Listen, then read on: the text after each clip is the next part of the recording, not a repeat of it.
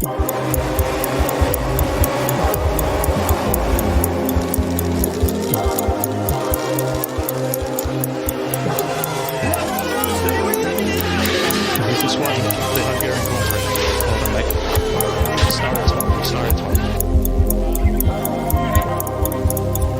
à tous et à toutes. Nous sommes ravis de vous accueillir dans Derrière le chrono, un podcast imaginé et réalisé par Mon Contrôle Technique. Pilotes, ingénieurs, journalistes, agents, directeurs d'équipe, ils ont tous une histoire à raconter. Mais qui se cache derrière l'homme avec un grand H ? Comment en sont-ils arrivés là ? Découvrez leur histoire, qui fait aussi celle du sport auto. Je suis Lucille Julien, et dans cet épisode, j'ai le plaisir de recevoir Éric Boulier, directeur du Grand Prix de France. Notre invité n'est pas un inconnu du grand public. Il a fait ses armes dans les meilleures écuries, il a passé plus de 20 ans dans les paddocks et connaît tout le monde. Aujourd'hui, il est à la tête du Grand Prix de France. Dans le milieu de la Formule 1, Éric Boulier est dans la course, et pour Derrière le chrono, il accepte de revenir avec nous sur son parcours et ses expériences, même les plus délicates. Bonne écoute! Eh bien, bonjour, je m'appelle Éric Boulier. Je suis le directeur général du Grand Prix de France de Formule 1. C'est quoi la vie d'un directeur de circuit ? Quel est le rythme ? Non, pas de circuit, du Grand Prix. Non, je fais la différence parce que c'est souvent confondu. On pense que je suis installé au circuit Paul Ricard, pas du tout. Nos bureaux sont à Paris, même si j'ai aussi des bureaux au Paul Ricard. Moi, je suis le directeur du Grand Prix. Donc, c'est un événement dans l'année qui dure pour nous sur site 3 semaines, mais qui occupe une équipe de 20 personnes à plein temps. Faut savoir que la semaine du Grand Prix, on est 3200.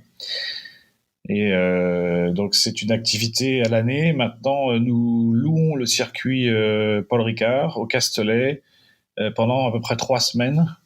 Puisque c'est le temps qu'il faut pour pouvoir tout installer, pour accueillir les écuries de F1, avoir le Grand Prix et tout démonter. Et ça a toujours été une passion, la F1, ou vous êtes arrivé dedans un peu par hasard ? Par hasard, sans doute pas, parce que depuis l'âge de 9 ans, j'ai commencé par du modélisme au 1/8e. J'ai ensuite écumé les circuits, karting, les circuits comme mécanicien, aide de camp, enfin tout ce que vous voulez quand j'étais mineur. J'ai fait une école d'ingénieur aéronautique et spatiale parce qu'il n'y a pas d'école de course automobile, on va dire. Ouais. Puis à l'issue de cette école, j'ai intégré la prestigieuse écurie Dams qui à l'époque était en Formule 3000 et aux 24 heures du Mans.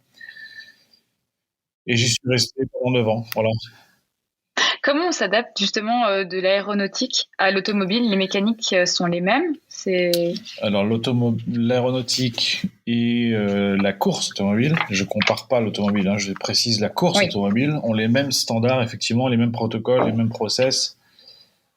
Et quelque part, donc, c'est très similaire, effectivement, l'aéronautique ou la course automobile, très très similaire. Et comment vous avez eu cette opportunité d'intégrer l'écurie Dams à l'époque ? J'écrivais des lettres de motivation. J'ai cherché un stage d'ingénieur de fin d'études. J'ai été pris en stage et à l'issue du stage, ils étaient contents de moi, ils m'ont gardé. J'y suis resté 2 ans et demi.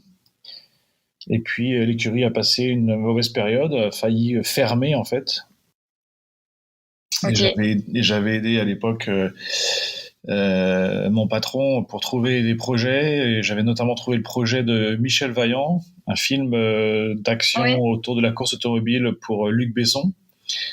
C'était en 2002, ça, c'est ça ? C'est ça. Et l'écurie donc a été retenue pour tester, engager les voitures, la Vaillante et la Leader aux 24 heures du Mans, a été retenue ensuite grâce à une négociation supplémentaire que j'avais menée pour construire les véhicules d'action, on va dire, et de cascade. Ouais. Donc ça a occupé l'écurie toute l'année. Et du coup, ça a permis à l'écurie de rebondir et de repartir sur un programme de course. Sauf qu'entre-temps, j'étais passé d'ingénieur à dirigeant, puisque mon patron de l'époque m'avait fait confiance, avait aimé la façon dont j'avais géré le dossier Luc Besson, Michel Vaillant, et donc je me suis retrouvé à diriger l'équipe. Mais du coup, j'aimerais bien juste revenir sur l'expérience un peu Michel Vaillant. Comment ça s'est passé ? Parce que certaines images, elles ont réellement été tournées pendant les 24 heures du Mans, c'est ça ? Oui, oui, oui. En fait, il y avait deux phases. La première phase, il fallait aider la production donc d'EuropaCorp à définir le produit, ce qui pour nous était facile. On vivait dedans. Donc, nous avions suggéré la Lola 9810, qui était une voiture que nous connaissions bien puisqu'on l'avait engagée aux 24 heures du Mans en 99. Et la leader était de la Panose, donc une voiture un peu spéciale qui ressemble à une Batmobile que nous avions aussi engagée aux 24 heures du Mans en 98. La production a adoré l'idée, a retenu les deux voitures. Et donc, nous sommes allés en chercher une aux États-Unis, l'autre en Angleterre, et on a dû les homologuer parce que nous devions embarquer des vraies caméras de cinéma à l'intérieur, à la place du passager, et les faire homologuer et les faire engager aux 24 heures du Mans. Enfin, ça a été un gros travail avec EuropaCorp en même temps. Oui. Et effectivement, les voitures ont été engagées, on fait des qualifications, se sont qualifiées, on fait la course, enfin tant bien que mal, parce qu'il y en a une qui a fini, l'autre pas. Mais il fallait dans le rythme, il fallait respecter le règlement comme si nous étions un concurrent, un compétiteur comme les autres. Et les autres concurrents, ils n'ont pas été étonnés de voir ces deux voitures, la Vaillante et la Leader, un peu sur la piste. Il y en a qui devaient lire Michel Vaillant quand ils étaient plus jeunes, je suppose. Oui, donc tout le monde était au courant. Et après, si vous voulez, c'est pour ça qu'il y a eu deux phases. La deuxième phase qui était plutôt des cascades et je dirais les scènes d'action du film qui se sont tournées pendant l'été sur le circuit, mais cette fois-ci en dehors des conditions de course, parce que ce qu'il était autorisé de faire, c'était de rouler au 24 heures du Mans. On n'avait pas le droit de faire de scènes d'action, aussi bien dans les stands qu'autre chose. Donc, ils avaient le droit de filmer à l'intérieur des garages. Je me rappelle, il y avait 120 personnes qui travaillaient sur le circuit à ce moment-là pour la production. Ils avaient des caméras un peu partout.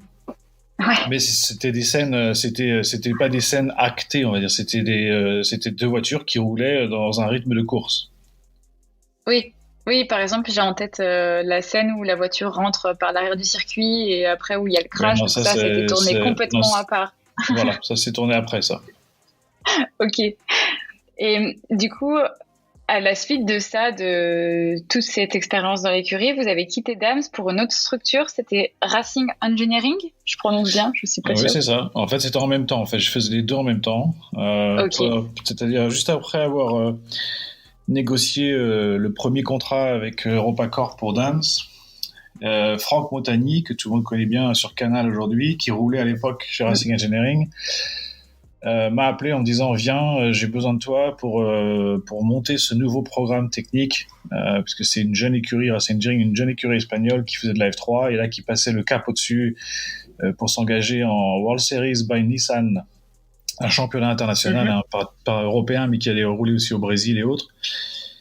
Et donc j'ai fait les deux en même temps. Voilà, donc j'étais basé au Mans jusqu'aux 24 heures du Mans et je faisais des allers-retours avec l'Espagne. Et après les 24 heures du Mans, c'est l'inverse. J'étais basé en Espagne et je faisais des allers-retours avec le Mans. Oui, parce qu'après vous êtes retourné chez Dams. Oui, en fait, l'écurie, on a été champion. Franck au championnat a terminé deuxième. Et il y avait aussi à l'époque le défunt Justin Wilson qui a fini quatrième du championnat. Et à l'issue de la saison, en fait, j'ai eu un choix cornélien parce que j'avais l'écurie Racing Engineering qui voulait me prolonger et de l'autre côté, j'avais Dams qui, comme je l'ai dit tout à l'heure, avait rebondi. Et Jean-Paul Driot, donc le propriétaire de l'écurie, voulait que je revienne gérer l'écurie. Voilà, donc j'ai fait le choix de revenir et de gérer Dams. Du coup, ça, après, vers 2008, l'équipe de France, elle a remporté le championnat. Et là, vous avez accédé à la direction de la structure Sport Gravity Management. Oui, en fait, j'ai donc géré Dams jusqu'en 2009. Et puis est venue une autre opportunité, en fait, de changer de vie, on va dire. Je voulais voir un peu autre chose. Donc, c'était de rejoindre effectivement ce fonds d'investissement, on va dire, privé, qui aidait des jeunes pilotes à financer leur carrière.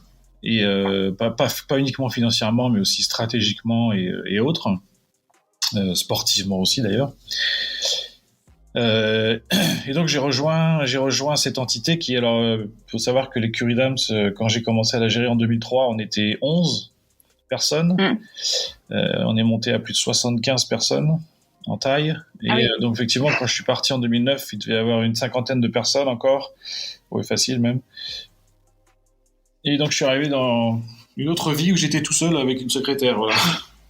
Ah oui. Et mais 12 pilotes talentueux, très ambitieux évidemment à gérer. Oui, donc, dont voilà. Esteban. On en a parlé un peu avec lui dans son pas épisode. Pas encore. Pas encore à ce moment-là. D'accord. Non, je ne l'avais pas trouvé encore. Mais ça n'allait pas tarder. Donc, en fait, finalement, c'est à ce moment-là que vous avez fait vos premiers pas en Formule 1. Avant, vous étiez dans les 24 heures du Mans et là... Oui, mais non, en fait, parce que la structure gérait des jeunes pilotes. Donc, je gérais des pilotes en Formule Renault, Formule 3, karting, en Formule 2, même si ça s'appelait pas Formule 2 à l'époque, c'était GP2 à l'époque. Et en fait, quelques mois après que j'intègre cette structure, donc j'étais le PDG, donc basé au Luxembourg, les propriétaires de Gravity m'annoncent qu'ils ont racheté l'écurie Renault F1. D'accord. Et ils me demandent de gérer la gestion sportive. Donc, ok. Et en fait, quand j'arrive à Enstone, c'est plus gérer la gestion sportive, c'est gérer l'écurie tout court. Donc voilà, donc ça a été une grande discussion avec eux et un immense honneur évidemment qu'ils me donnent cette chance. Mais ça s'est fait en quelques minutes. Moi, je venais pour simplement voir à quoi ressemblait une écurie de Formule 1 et comprendre quel pourrait être mon rôle en tant que, on va dire, directeur sportif ou ce que vous voulez. Et je me suis retrouvé à devenir le patron de l'écurie directement, ce qui n'était pas du tout prévu. Voilà. Mais bon voilà. Enfin, en tout cas, j'ai eu un support magnifique des gens de Gérard Lopez, d'Eric Lux, qui sont des gens à qui je dois évidemment beaucoup. Déjà leur confiance. Oui. Bah oui, c'est une belle promotion au final. Oui, un peu, ouais. Finalement, quand on gère une écurie complètement de Formule 1, alors qu'avant vous aviez cette structure pour repérer les jeunes pilotes, vous aviez plus qu'à piocher dans cette structure ou vous avez été regarder un petit peu ailleurs pour voir ce qui se faisait aussi? Enfin, quels étaient les autres pilotes? Alors en fait, les jeunes pilotes n'étaient pas prêts encore à accéder à la F1. Et puis bon, la F1 c'est devenu un gros système. C'est une grosse équipe, c'est 500 personnes, donc il faut apprendre tout le système. J'ai commencé donc par déléguer aussi, donc même si je suis resté impliqué, j'ai donc délégué une grosse partie du management de la structure, donc de Gravity à Gwenaël Lagrue. Donc Esteban a dû vous parler. Oui. Mais voilà, donc j'ai commencé un peu à gérer les deux et j'ai dû me concentrer un peu sur la F1. Et à l'époque, la F1, il y avait déjà des contrats en cours, notamment Robert Kubica, qui était déjà signé. Il fallait trouver un deuxième pilote, il fallait trouver des sponsors, il fallait donc tout un tas de choses. Donc effectivement, nous n'avions pas de jeunes pilotes prêts à aller en F1 encore à ce stade-là. D'accord, donc du coup, vous étiez allé regarder les autres pilotes qui pouvaient être disponibles et pour en recruter d'autres. Exactement, vous cherchez à l'extérieur en fait. C'était lesquels du coup que vous avez embauché en premier? Kubica était déjà sous contrat et c'était le Russe Petrov. Vitaly Petrov. Ok. Est-ce que je peux vous demander quel était votre meilleur souvenir de ces années chez Lotus? Les victoires de Kimi, victoires et podiums. Donc quand on gagne une course, c'est tellement de travail pendant des mois et des mois, c'est tellement de sacrifices. Donc voilà, quand on a des résultats sportifs, quand on marque les points, quand on finit sur le podium, et quand on gagne une course, c'est effectivement ça, c'est magique. Voilà. Tout ce qu'on a vécu s'oublie pendant ces quelques minutes de bonheur, même si on sait qu'il faut se remettre au travail aussitôt pour la course suivante. Et le pire? Le pire, c'est quand vous avez un accident, que vous avez un pilote qui se blesse, ou dans mon cas à moi, c'était l'accident de Robert Kubica, qu'il avait eu dans un cadre privé lors d'un rallye, petit rallye, et que le dimanche matin, il a failli mourir, quoi. Et votre pilote est entre la vie et la mort dans un hôpital, donc forcément, c'est les pires moments qu'on puisse avoir, quoi. Et finalement, l'écurie a été rattrapée par les problèmes financiers au final. Comment ça s'est passé cette partie-là? cette partie de problèmes financiers un peu? Bah, c'est comme tout, on trouve des solutions. Il y a des sacrifices à faire, il y a des conséquences, il y a tout un tas de problèmes forcément, et c'est compliqué de continuer à manager, que ce soit parce que l'écurie de Formule 1 c'est l'élite, mais l'élite pas uniquement les pilotes, c'est surtout l'élite au sein des mécaniciens, au sein de l'équipe, au sein des ingénieurs, et donc c'est effectivement très compliqué quand on n'arrive plus à financer l'écurie et son développement. C'est à ce moment-là que vous avez décidé de rejoindre McLaren? C'est à ce moment-là que McLaren m'a contacté, puisque les problèmes étant publics, c'est McLaren qui est venu me chercher, qui m'a contacté et qui m'a convaincu de rejoindre leur aventure. Voilà. Du coup, là, vous êtes devenu directeur de la compétition chez McLaren, c'est bien ça? Corrigez-moi si je me trompe. C'est ça. Vous êtes vraiment loin de votre formation initiale d'ingénieur, en fait. Non, pas forcément, parce que ça reste toujours une grosse partie technique. Il faut accompagner et manager et quelque part guider un peu la stratégie de l'équipe. Donc, j'étais impliqué au quotidien dans tout ce qui était décision technique, étant en relation directe avec les opérations, la production, l'équipe de course. En fait, mon rôle était proche d'un rôle de team boss, plus proche, on va dire, que je faisais la même chose que chez Lotus, en fait, sauf qu'il y avait une partie commerciale et marketing en moins à gérer, et donc j'étais plus concentré sur le sportif et le technique. Vous aviez des objectifs suite à votre intégration chez McLaren, parce que c'est à ce moment-là que l'écurie était un petit peu en difficulté, la saison avait été un peu décevante. Les objectifs, c'était effectivement, c'est les mêmes, c'est de construire une équipe en tout cas les bases d'une équipe qui puisse remonter et redevenir compétitive. C'est vrai qu'à l'époque, il y a eu le changement majeur de motorisation, donc les moteurs V8 qui sont passés aux moteurs hybrides en 2014. Et en plus, il y a eu l'arrivée donc du manufacturier Honda qui était peut-être en termes de timing était un petit peu trop tôt, on va dire. En tout cas, une technologie tellement nouvelle qu'il a fallu à tous les constructeurs plusieurs années pour l'apprivoiser. Et donc, voilà, ce petit décalage dans le temps a fait que l'association McLaren-Honda n'a pas été aussi compétitive que prévu. Même si on voit, aujourd'hui, Honda, ça fonctionne très bien. Mais c'était juste en termes de timing. Les autres constructeurs, que ce soit Renault, Ferrari ou Mercedes, avaient dès 2010, voire 2009, commencé à travailler sur les moteurs hybrides de 2014. Honda a commencé d'une feuille blanche à partir de 2012. Donc c'était forcément, il y avait un décalage dans le temps qui fait que voilà, il a fallu à tous, ils l'ont tous montré qu'il leur a fallu plusieurs années pour se mettre au point ces moteurs extrêmement compliqués et qui sont des petits bijoux technologiques, quoi. Oui, au final, vous avez été un peu aussi engagé pour redorer ce blason de l'écurie. Vous n'aviez pas une trop grosse pression sur les épaules à ce moment-là? C'est plutôt fort comme... Il y en a toujours une, forcément. Formule 1, c'est compliqué, il n'y a rien de simple. Donc, quand ça marche, c'est pas simple. Alors, quand ça marche pas, je vous dis pas, c'est encore pire. Oui. Et effectivement, il y a une grosse pression. Après, il y a eu pas mal de changements aussi en termes de management, en termes de propriétaires, beaucoup de choses qui n'étaient pas forcément stabilisées chez McLaren à ce moment-là, qui ont rendu la vie encore un peu plus compliquée que prévu. Oui, parce que du coup, il y a eu des premiers résultats qui étaient plutôt encourageants, et puis finalement, ça s'est pas passé aussi bien que prévu avec l'adaptation du coup de Honda, enfin tout ce que vous disiez avant.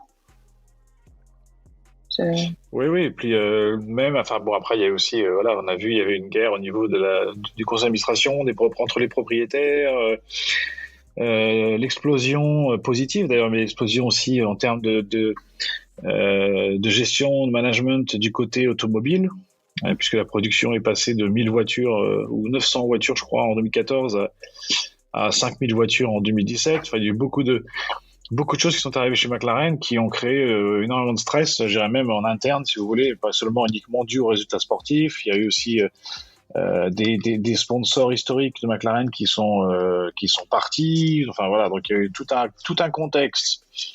On va dire, il fallait une petite révolution chez McLaren pour que tout se remette en place, et je crois que c'est ce qui s'est passé au final, quoi.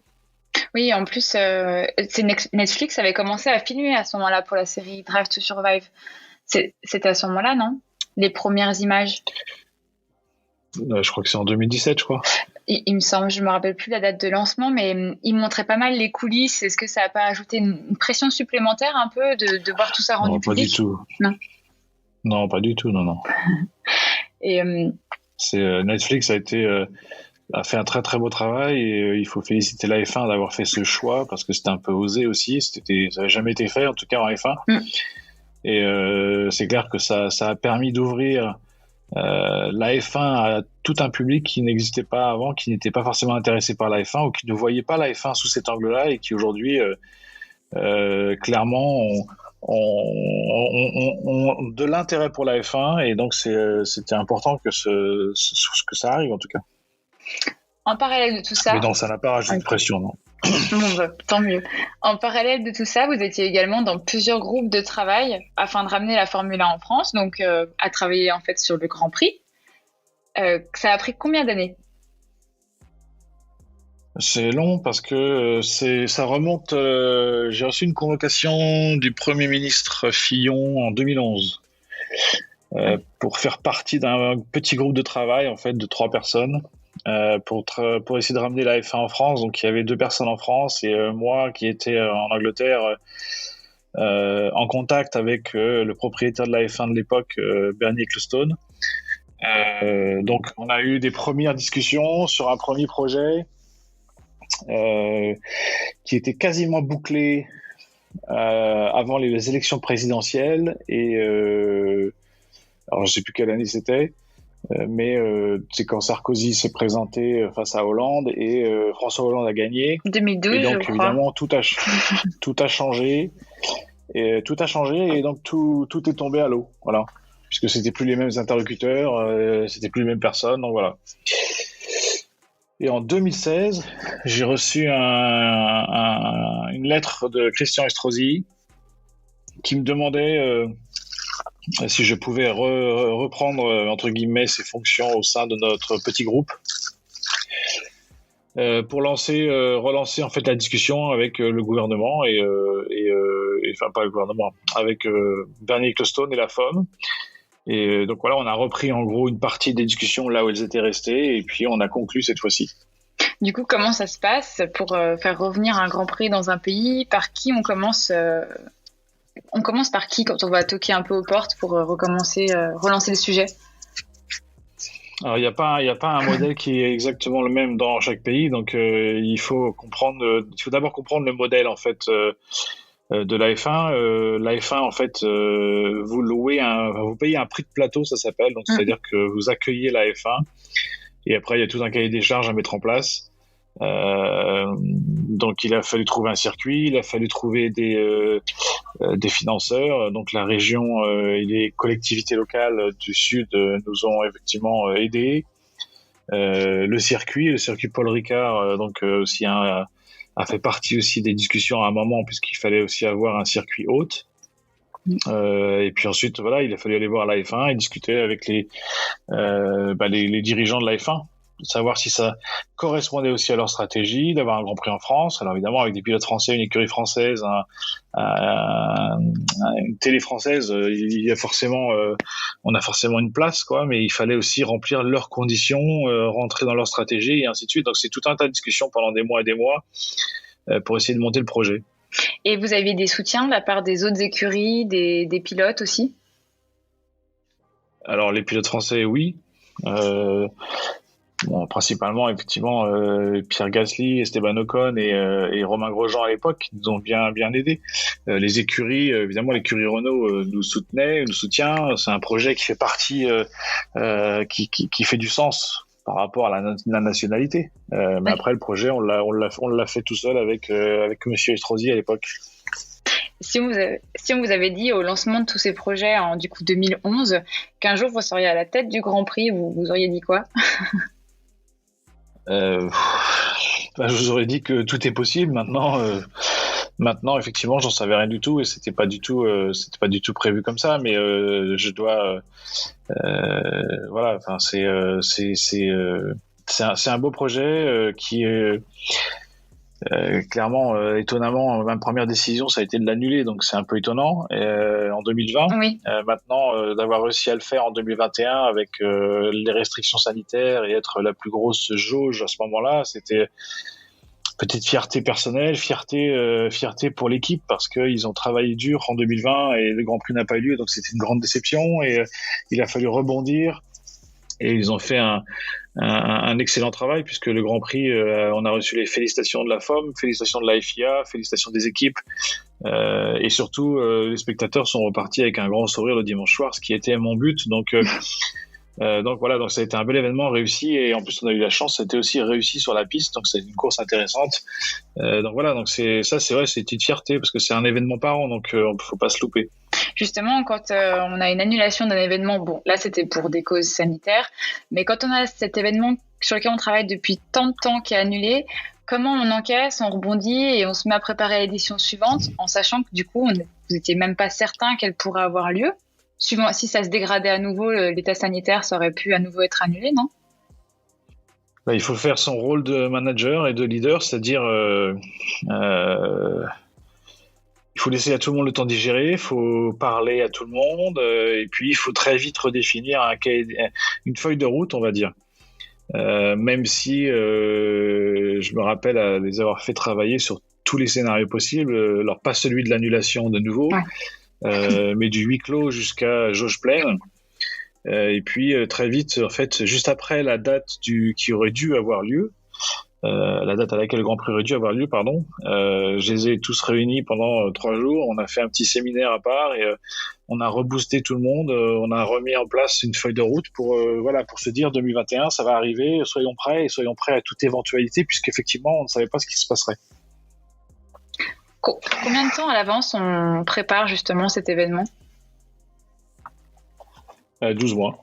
C'est-à-dire que le lendemain du Grand Prix, on démonte, on nettoie, on fait tout ce qu'on a à faire, mais que ça redémarre quasiment aussitôt. Donc là, vous êtes en train de préparer l'édition 2022, actuellement. On est déjà en train de travailler depuis un moment déjà, ouais. Et les prochains objectifs du Grand Prix, il y en a d'autres, des nouveaux, ou c'est de refaire une édition encore plus folle que celle de l'année dernière ? Alors, il y a plusieurs agendas, il y a plusieurs, on va dire, travaux à faire en même temps. Il y a consolidation, donc c'est-à-dire faire le bilan de ce qui a été fait jusqu'à présent pour être sûr qu'à chaque fois on améliore, à chaque fois on corrige les erreurs, à chaque fois on corrige ce qui n'a pas marché. Mm-hmm. Il y a ensuite l'adaptation par rapport aussi aux nouvelles contraintes, qu'elles soient pandémiques ou sanitaires, mais aussi par rapport au paddock de la F1, les contraintes de la F1, les contraintes de logistique, de ce que vous voulez, de sportive. Et puis en même temps, il y a la deuxième partie de la consolidation, c'est-à-dire qu'il faut même si on est le Grand Prix de France, il faut que le Grand Prix existe. Il faut que dans la tête des gens, on commence à s'inscrire en étant un événement, je dirais pas incontournable, mais un événement qui existe, qui a lieu tous les ans. Donc il y a une stratégie de marque à créer en fait en termes de timing. On l'appelle la Summer Race puisqu'on est la première course de l'été. Et puis voilà. Après c'est comme tout projet entrepreneurial, il faut avancer, le rendre meilleur. Et donc on se remet en cause tous les ans. On essaye de vraiment d'améliorer tout ce que le public souhaite. Par exemple l'année dernière, après avoir annulé le Grand Prix, j'ai mis en place tout un audit en fait pour comprendre le profil du spectateur français, pour essayer d'être encore meilleur, puisqu'on avait ces 3 mois supplémentaires, il fallait autant s'occuper utilement. Donc on a interrogé des milliers de personnes, on a fait un vrai travail de fond pour comprendre le profil du spectateur français et aussi les différentes origines, d'où les Français viennent, quelles sont leurs attentes, pour essayer d'ajuster effectivement au mieux entre guillemets le produit Grand Prix de France, quoi. Si je résume un peu votre parcours jusqu'à maintenant, ingénieur, directeur d'équipe, de compétition, maintenant directeur de Grand Prix.